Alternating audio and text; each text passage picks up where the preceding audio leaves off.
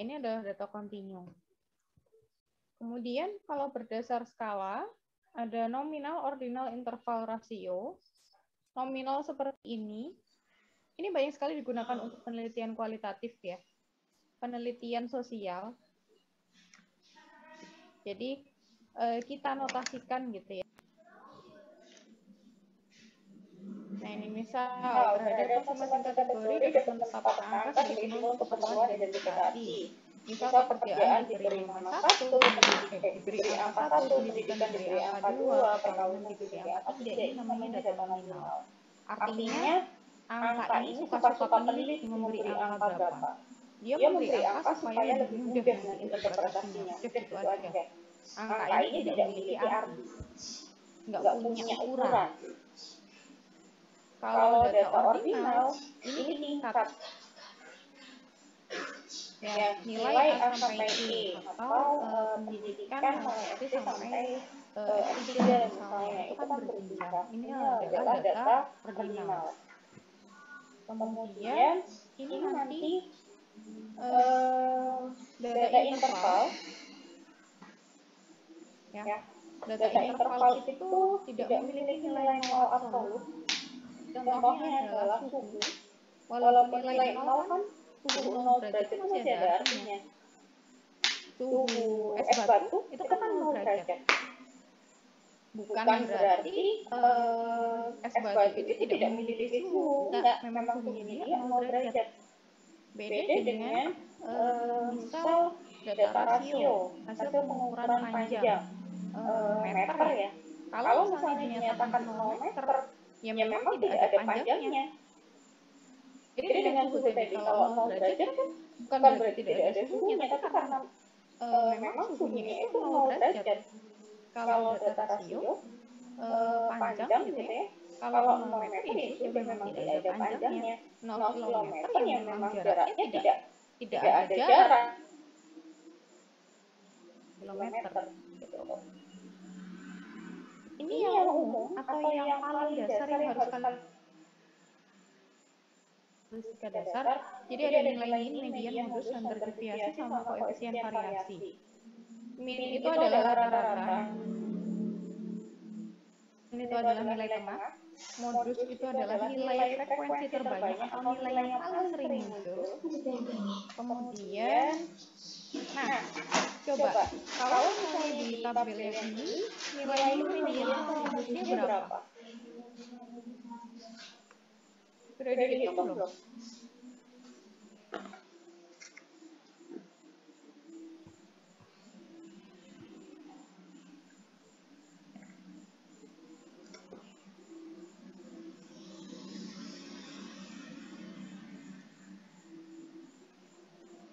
Cara mengerjakannya ya, kalau kalian mau cari rata-rata sebenarnya gampang, tinggal jumlah aja semua data dibagi jumlah total datanya berapa. Ketemu sudah rata-rata.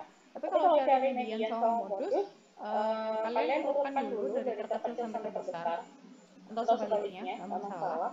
Nanti bisa dilihat median atau modus itu yang paling banyak muncul yang mana. Kemudian nilai tengahnya itu yang mana?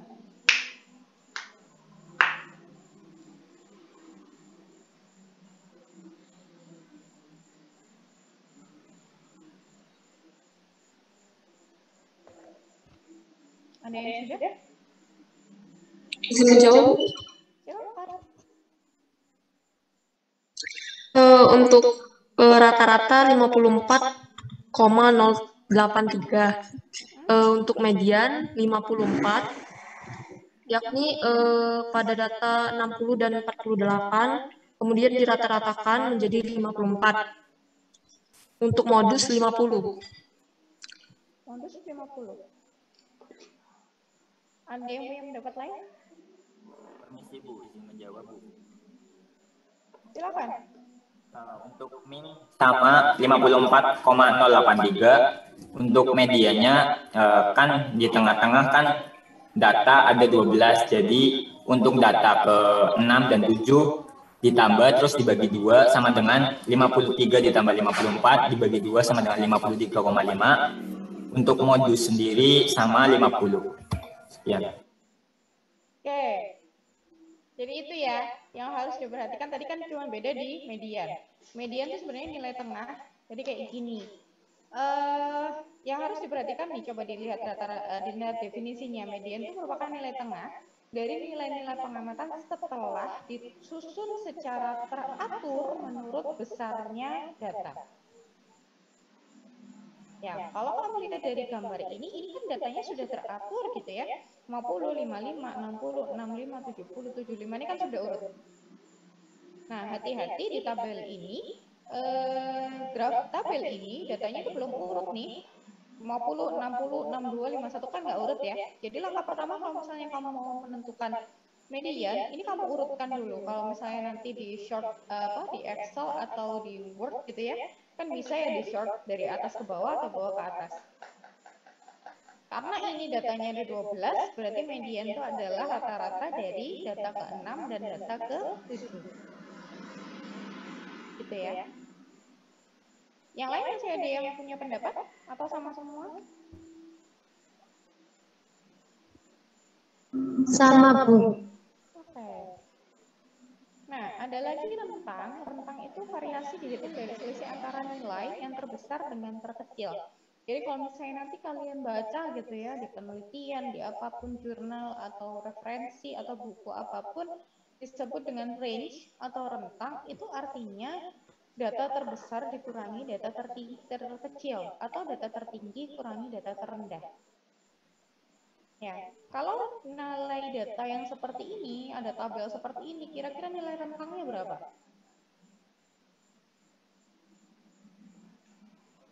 Izin menjawab, Bu. Silakan, dia mata. Nilai rentangnya 40. Nilai tertingginya 90 dikurangi nilai terendahnya 50, hasilnya 40. Oke, gitu ya. Jadi gampang ya.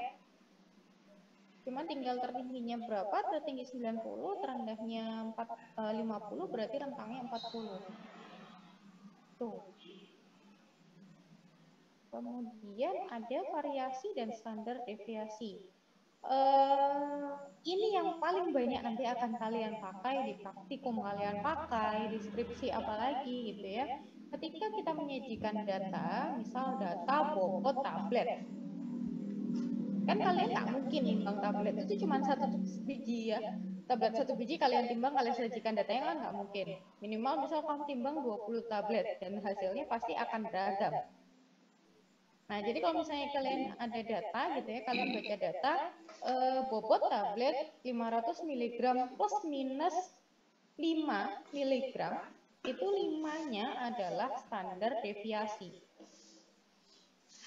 Ini data apapun. Jadi kalau ada data 10 plus minus 0,2, 8 plus minus 0,1, yang di belakang ya setelah plus minus itu adalah standar deviasinya. Artinya data itu bervariasi mulai dari kalau plus minus 0,2 kan berarti 10 plus minus 0,2 berarti kan mulai dari 9,8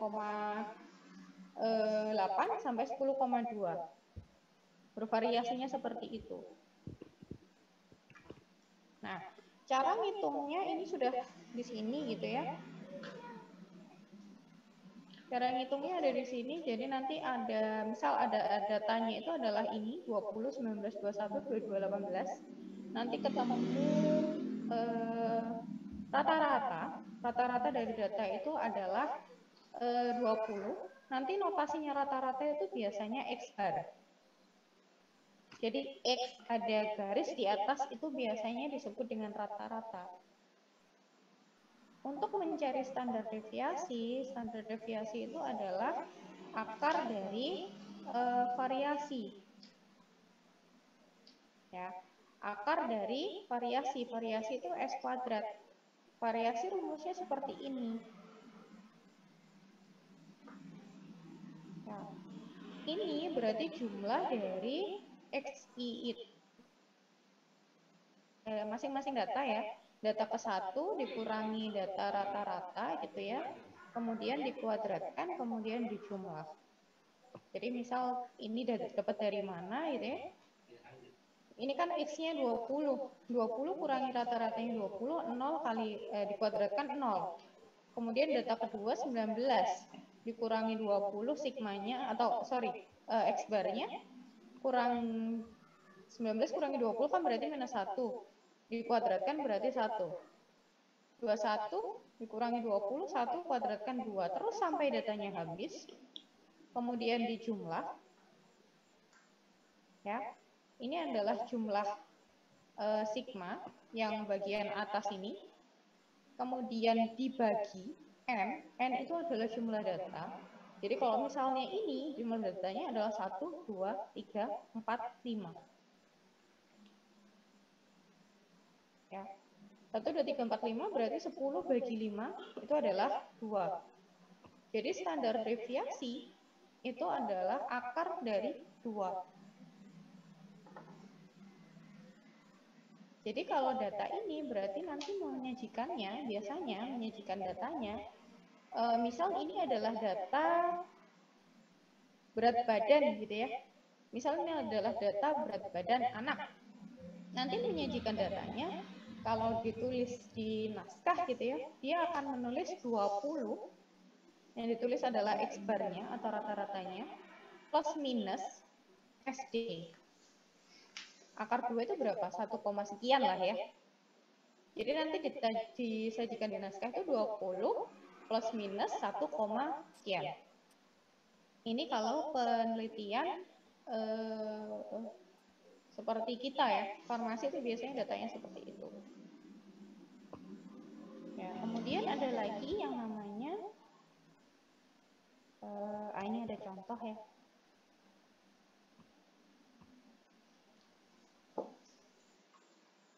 Nah ini, standar deviasi untuk yang kelas A karena semuanya sama, berarti kan tidak ada variasi, tidak ada deviasi, berarti standar deviasinya 0. Kelas B ada variasi gitu ya, jumlah datanya bermacam-macam, ya 6, 7, 8, 9, 10. Nah, berarti bisa dihitung ya pakai rumus yang tadi. Standar deviasinya adalah 2,58. Ya. Kemudian kelas C ini ada lagi datanya gitu ya. Jumlah standar deviasinya itu adalah 5,16. Kalau misalnya kalian punya data seperti ini yang sebaran datanya sama, ini kan sebaran datanya relatif sama ya. Jadi ukurannya itu cuma mulai satuan sampai ke gelas-gelasan. Ya kan, ini 10 semua, ini mulai dari 6, kemudian 2 sampai 18, mentok nggak sampai lebih dari 20. Ini kan datanya masih kecil gitu ya. Masih bisa dianggap seragam. Kalau misalnya data yang seragam seperti ini, kemudian kalian punya data SD seperti ini, kalian bisa tarik kesimpulan, berarti deviasi atau simpangan data kelas C itu variasinya yang paling besar daripada kelas yang lainnya. Oke, sampai sini paham? Tapi beda cerita, kalau misalnya kalian ingin membandingkan beberapa data yang datanya itu menyimpang jauh nilainya. Kalau datanya menyimpang jauh, tadi kan yang namanya nilai SD itu kan dipengaruhi atau rumusnya adalah nilai data per nilai data kurangi X bar atau rata-rata dijumlahkan dibagi jumlah data. Kalau misalnya makin besar nilai datanya, biasanya standar deviasi itu juga akan makin besar. Nilai data itu maksudnya kayak gini. Yang satu berat badannya 10 kilo, yang satu berat badannya kisaran 50, 60 kilo. Yang satu 10, 11, 12, 13 gitu ya.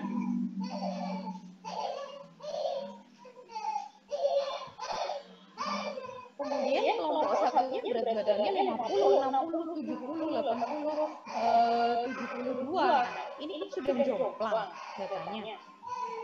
Kalau dihitung dengan simpangan SD, ya, kalau dihitung dengan simpangan SD dari yang kelas kedua itu pasti akan jauh lebih besar. Pasti. Jadi dua data ini nggak bisa dibandingkan. kalau membandingkan data seperti itu, yang harus kita ukur itu adalah koefisien variasi. Nah, jadi koefisien variasi itu rumusnya SD dibagi rata-rata dikali 100%. Ini jauh lebih menggambarkan kalau mau kalian menarik kesimpulan dari dua data yang beda kayak gini.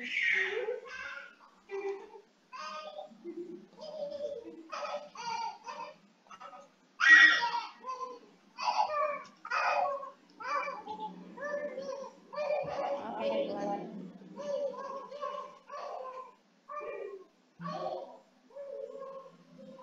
Itu ya. Ini ya, saya punya contoh ya. Biar tadi kalian nggak ngawang. Ini ada dua data. Yang satu kan industri kecil. Ini nilai penghasilan. Yang satu industri kecil kisaran penghasilan cuma belas-belasan juta. Yang satu industri menengah kelas kisaran penghasilannya sudah 50 juta ke atas. Tapi kita hitung X bar dan standar deviasinya, yang industri kecil, standar deviasinya kan lebih kecil. Ya nggak? 2,54 sama 3,13 kan lebih kecil. Tapi ternyata ketika kita hitung pakai koefisien variasi, ya, ternyata itu memiliki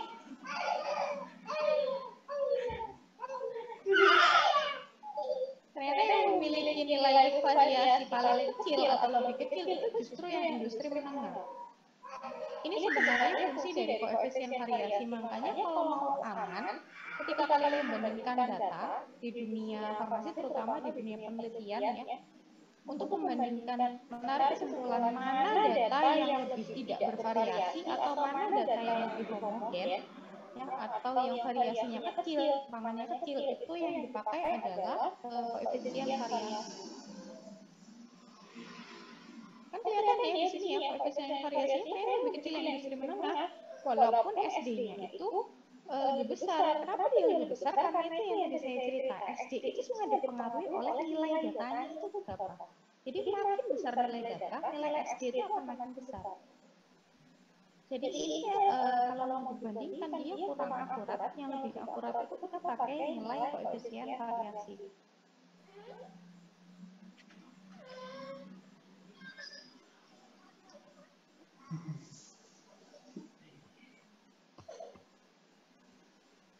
Oke, mungkin sampai sini ada yang mau didiskusikan?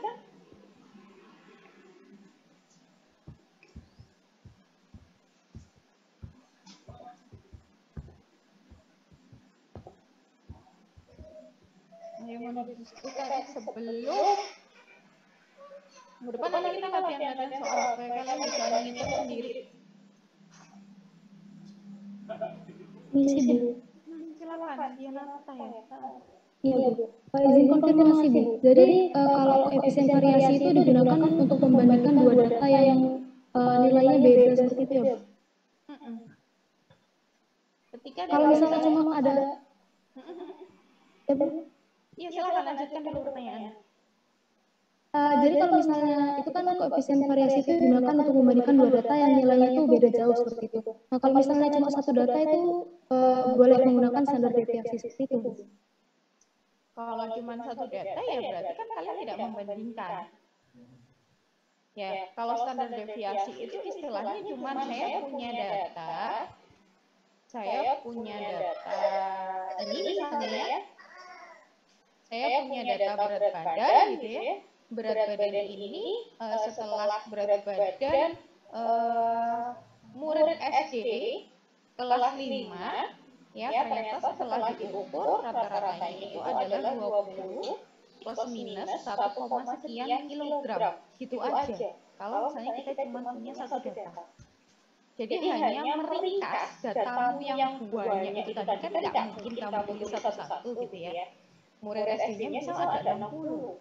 Kan nggak mungkin ditulis semua. Kita semua data itu disajikan dalam satu kalimat. Itu biasanya rata-rata berat badan dari murid SD kelas sekian itu adalah 20 plus minus 1,2 kilogram. Itu kalau kita cuma punya satu kelompok data. Kalau misal kita punya dua kelompok data, ya, misal kita punya dua kelompok data, misal satunya data berat, itu yang berat badan murid kelas 1 SD, yang satunya berat badan murid kelas 6 SD. Ya, itu kan pasti berbeda jauh. Kelas 1 paling imut-imut kan masih, kelas 6 pasti sudah besar. Kita punya dua data gitu ya. Kalau misalnya mau dibandingkan ketika disajikan di naskah gitu ya, ternyata rata-rata berat badan murid kelas 1 SD itu 20 plus minus 1,2 kg. Sedangkan rata-rata berat badan kelas 6 SD itu sekitar 40 plus minus 3,5 kg misal. Ya. Dua data itu sama-sama benar ketika disajikan. Tapi kalau misalnya kalian mengambil kesimpulan data mana yang lebih homogen atau data mana yang lebih variasinya lebih sedikit, kalian harus pakai nilai KV. Misal dari perhitungan KV ternyata diketahui KV dari bobot atau berat badan anak usia kelas 6 SD kita ternyata nilai KV-nya lebih kecil daripada nilai KV pada rata-rata bobot atau data bobot di kelas 1. Artinya bisa ditarik kesimpulan ternyata nih anak kelas 6 itu antara satu dengan teman-teman sekitarnya 1, 2, 3, dan 4, 5 dan seterusnya itu berat badannya hampir sama.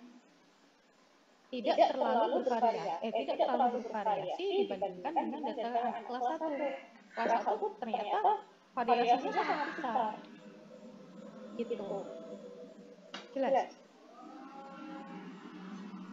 Iya jelas Bu. Izin konfirmasi kembali Bu. Jadi kalau misalnya ada dua data yang misalnya berat badan kelas 6A dan kelas 6B, itu pakai KV atau tetap pakai standar deviasi?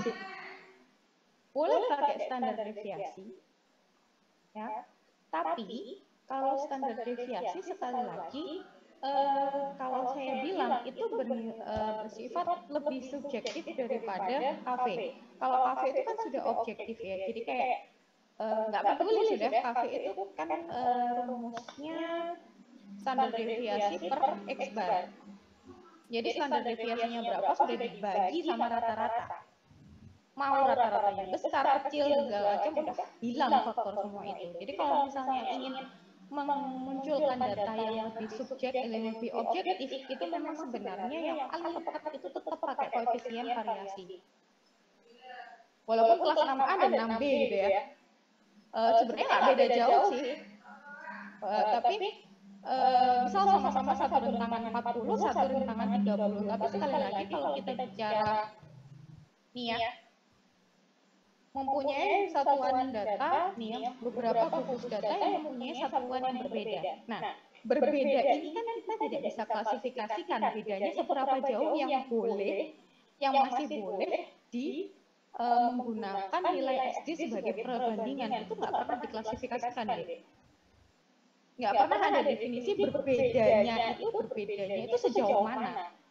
Apakah beda 5 poin itu sudah dikatakan berbeda bermakna atau tidak? Nggak ada yang pernah mendefinisikan.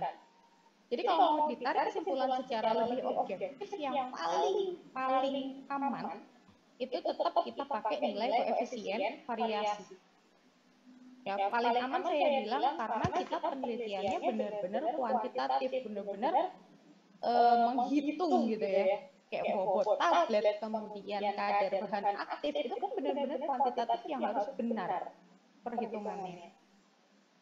Dan harus objektif, nggak boleh lagi ada keluar nilai subjektif. Makanya yang paling dipilih itu harus yang koefisien variasi. Gitu, paham ya? Baik Bu, sudah bisa dipahami. Ya, terima kasih atas penjelasannya Bu. Sama-sama. Jadi ini sebenarnya banyak yang sering terjebak ketika terutama nanti kalau misalnya kalian skripsi itu sering terjebak. Ada data gitu ya, oh data A ternyata simpangannya lebih ini Bu, lebih bagus Bu, soalnya SD-nya lebih kecil. Lah, padahal dia nggak lihat loh, data A sama data B nilainya beda, yang satu 100-an, yang satu 1000-an, ya jelas yang data B SD-nya lebih besar. Jadi kalau kalian mau menarik kesimpulan mana data yang lebih homogen, mana data yang lebih tidak bervariasi, hitung pakai koefisien variasi. Mutlak tuh.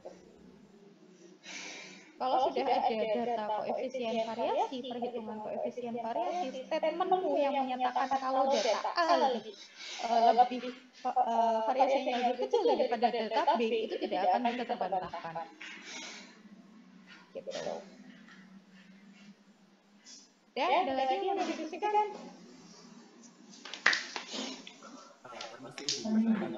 Silakan Denia. Kan dalam suatu data kan untuk mencari sampel dari suatu populasi itu apakah ada rumusnya ya Bu? Bagaimana cara menentukannya? Nah, saya pernah dengar ada rumus Lovin gitu Bu. Apakah dapat menggunakan rumus itu atau mungkin ada rumus lain? Kemudian satu lagi, berapa sih tingkat kesalahan yang bisa ditolerir dari jumlah sampel dalam satu data? Sekian, terima kasih. Oke, kalau penentuan sampel gitu ya, misal kamu mau mencari seperti tadi yang saya ceritakan ya, berapa sih jumlah pasien yang mendapat pengobatan obat A di seluruh rumah sakit yang ada di Jawa Timur. Ya, itu kan pasiennya pasti ribuan karuan. Gimana cara menentukannya? Ada deh metodenya, ada perhitungannya nanti. Ada perhitungan, saya lupa rumus apa namanya, cuma nanti kalian akan belajar pasti di mata kuliah statistik kalau nggak salah. Nanti kalau habis deket-deket waktunya skripsi, kalian nanti akan di-refresh lagi sama metode-metode seperti itu. Ya, jadi nanti ada hitungannya. Berapa sih sampel yang bisa merepresentasikan populasi yang kita tuju? Itu nanti yang akan jadi patokan. Kalau misalnya dari hasil tersebut itu ternyata keluar saya harus punya sampel sebanyak 700. Ya berarti kalian harus cari data sebanyak 700. Mencarinya 700 itu bagaimana? Itu nanti juga harus ada metodenya gitu ya. Misal rumah sakit di Jawa Timur itu ada sekitar 50 rumah sakit. Nggak boleh kalian ambil data 700 yang 350 kalian ambil dari rumah sakit A. Kan berarti nggak homogen. Rumah sakit ada 50. Kamu ambil setengah data cuma dari satu rumah sakit tok. Kan berarti nggak tepat.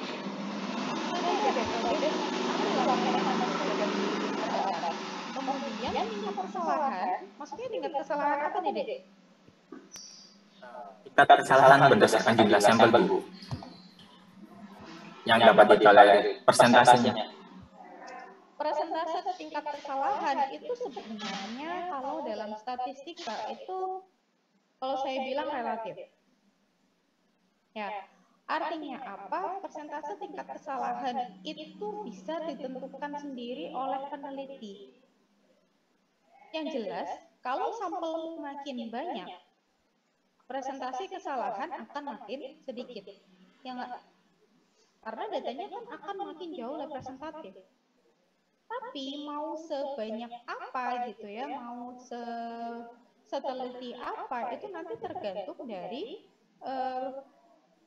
judgement atau keputusan dari peneliti sendiri. Jadi itu benar-benar ya serah penelitinya. Asalkan makanya kalau misalnya, kenapa kita pakai statistik? Karena nanti di hasil penelitiannya itu nanti akan ditulis gitu dengan populasi dengan sekian. Jadi yang baca itu bisa menilai, oh ini penelitiannya valid banget, berarti persen kesalahannya kecil. Gitu. Jadi itu sebenarnya case by case, tergantung peneliti mau menentukannya gimana, sama tergantung yang mau diteliti itu apa. Kalau yang mau diteliti itu sampelnya banyak gitu ya, misal pasien-pasien diabetes itu kan udah kayak jamur ya, banyak gampang ketika dia mematok persen kesalahan yang kecil wajar, karena dia gampang nyari sampelnya. Beda dengan pasien-pasien misal dia meneliti obat-obatan untuk pasien ini penyakit seks menular, tahu nggak? Kayak gonore gitu ya, penyakit-penyakit yang disebabkan karena seks bebas itu kan masih dianggap tabu ya, masih banyak pasien yang nggak mau terekspos. Ini kan berarti susah nyari sampelnya. Kalau misalnya ya sudah ini persen kesalahannya besar, ya nggak masalah. Itu kan judgement dari peneliti karena memang populasinya aja kita susah carinya, gitu. Dapat ada yang tanya, Deniar gitu ya? Iya Bu, baik, terima kasih. Nah, itu kalau data-data yang berkaitan dengan data alam gitu ya. Tapi kalau data-data berkaitan sama data-data penelitian laboratorium yang bisa kita kendalikan gitu ya. Biasanya kalau penelitian laboratorium yang bisa dikendalikan tuh persen kesalahannya itu sangat kecil, biasanya cuma 2%. Gitu. Karena apa? Karena kan itu kita kerjakan di laboratorium. Kita bisa kendalikan. Kita bisa atur. Kalau data lapangan kan kita nggak bisa atur. Mau pasien yang nggak ngaku juga kita nggak bisa maksa. Oke, ada lagi.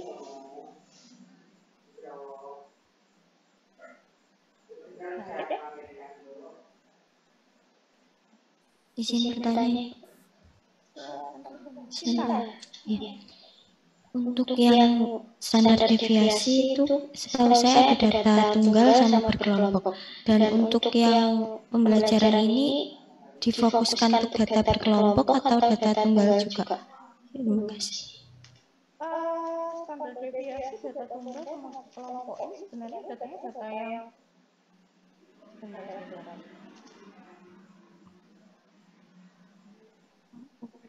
Saya nggak sebutkan ya. Ini ada data yang tunggal deh. Kita lebih fokus kalau data-data yang seperti ini tuh yang biasa dipakai ya. Datanya itu data-data yang tunggal, jadi kelompok. Tunggal berdiri sendiri kelompok A, kelompok B, kelompok C, standar deviasinya berapa? Nggak, jarang sekali kalau penelitian di farmasi itu pakai data yang berkelompok, jadi kayak dihitung semuanya standar deviasi secara umum ya dari semua data itu kita nggak pernah, hampir nggak pernah kalau saya bilang pakai yang seperti itu. Kalau di sini, ya ini kan saya ambil yang kita pakai ya, yang di farmasi pakai. Jadi yang tunggal. Baik Bu, terima kasih.